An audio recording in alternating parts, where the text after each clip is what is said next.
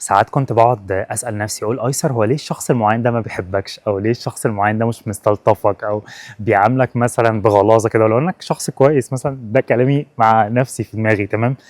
وبعدين اكتشفت بعد كده لما كبرت شوية في السن، معظم الناس ما بتحبش نفسها. للأسف أنا بقول كده وأنا مقتنع بده 100%. في ناس كتيرة ما بتحبش نفسها. إزاي هتخلي حد يحبك أو يستلطفك أو يديك اهتمام أو يعاملك كويس وهو أصلا ما بيحبش نفسه، مش عارف يعامل نفسه كويس، ما بيحبش نفسه. علشان كده وأنا بفكر في الموضوع ده افتكرت ماركوس أوريليوس اللي هو كان إمبراطور روماني.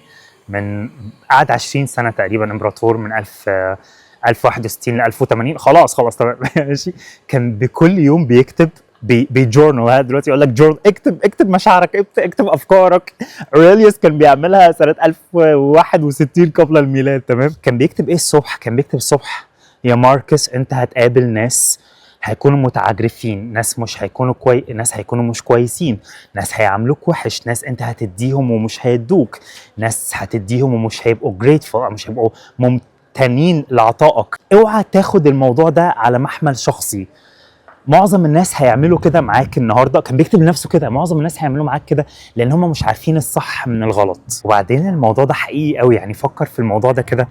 يعني ساعات احنا بنطلب او ساعات احنا بنشوف الامور بحاجه او بمنظور شخصي فشخ، اللي هو ايه؟ الشخص اللي قدامي انت لازم، يعني انت دلوقتي لو احنا بنتكلم لازم ايسر يفكر من منظوري، لازم ايسر يشوف وجهه النظر اللي انا شايفها، لازم ايسر يعمل 1 2 3 بناء على وجهه نظري، بناء على شخصيتي، بناء على. واصلا ايسر ما بيفكرش فيك، ايسر بيفكر في نفسه 29 ساعه في ال 24 ساعه. عشان كده ساعات مثلا حد من اصحابي، هالو، عشان كده ساعات حد من اصحابي يجي يقول لي الشخص ده عمل معايا، والشخص ده مثلا كلمني بعجرفه، او الشخص، ساعات بتحصل معايا طبعا، واقعد اقول له وابقى مقتنع قوي وهو مش مقتنع، بس انا ببقى مقتنع قوي، اللي هو قاعد اقول له والله العظيم يا حبيبي انت زي الفل، والله انا عارفك، فكك من الشخص ده اللي مش عارفك، انا عارفك انت كويس وانت نيتك خير وانت نيتك كويسه. هو الشخص ده بيبروجكت عليك، هو الشخص ده مش قادر يفهم ان في اشخاص كويسين او ناس طيبين، او ناس مثلا مش عايزين منه مصلحه، او ناس مش عايزين منه حاجه، لان هو يا حبيبي طول حياته، شكرا، لان هو طول حياته في ناس كانت عايزه منه مصلحه، وفي ناس ما كانتش بتحبه، فهو يا حبيبي ما بيحبش نفسه، مش عارف يقدر نفسه. ازاي هيقدرك؟ علشان كده ما تزعلش وما تتضايقش لو حد عمل فيك موقف مش كويس، او قال عليك كلمه مش كويسه، او كلمه مش حقيقيه، او مثلا إيه انت عملت حاجه معينه فهو فاهم غلط. تخيل انت واقف قدام مرايه مكسوره وعايز تشوف وشك سليم، مش هيحصل، مستحيل. حتى لو صلحت المرايه، حتى لو انت اخدت الكراكس اللي موجوده في المرايه ولزقتها بقى، حطيت عليها اي حاجه، مش هيحصل. مستحيل وشك هتشوفه سليم، لازم هتشوفه ديستورتد، اللي هو فيك انت فاهمني. احنا كبشر عندنا حاجه اسمها ميرور نيورونز،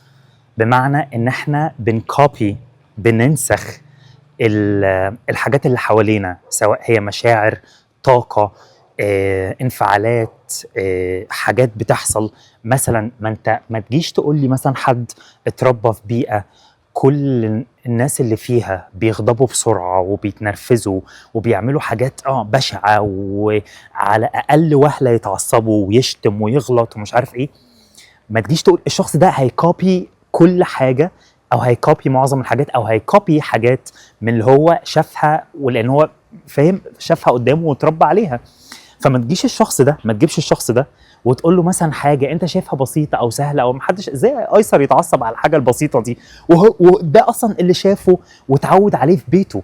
ما تحاولش تيجي وانت عايز دلوقتي، ما تحاولش تيجي انت دلوقتي وتغيره. ما تحاولش تقف قدام مرايه مكسوره وتسأل نفسك هو أنا ليه شايف نفسي وحش، أو أنا إزاي شايف نفسي فيها شروخ. أنت جميل، أنت ما فاكش أي حاجة، أنت قمر شبهي كده. المراية هي اللي فيها كراكس، للأسف المراية هي اللي فيها حاجات، مش أنت. العيب مش عندك، العيب في المراية. فبطل تبص في المراية الغلط